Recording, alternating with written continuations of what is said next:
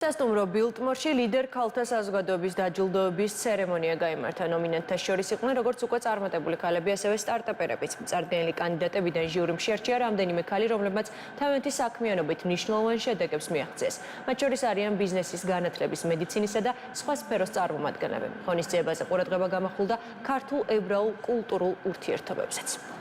ლიდერ ქალთა ორგანიზაციის ძირითადი მისია და ამოცანა არის გავაძლიეროთ ერთმანეთი, რაც შეიძლება ნაკლები სოციალურად დაუცველი ქალბატონი ყავდეს საქართველოში, ეკონომიური პრობლემების გარეშე, სამართლებრივი პრობლემების გარეშე და რაც ყველაზე მთავარია, რაც შეიძლება მეტი ძლიერი ქალბატონი ყავდეს ქვეყანას. ვთვლი რომ ასეთი საღამოები უნდა იყოს უფრო ხშირი.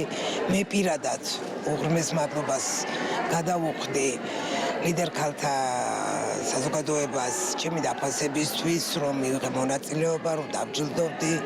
ეს ძალიან დიდი სტიმულია ჩემთვის, მით უმეტეს რომ მე ვარ ქართველი ებრაელი, რომელიც მემსახურებით ჩემს სამშობლოს, ჩემს საქართველოს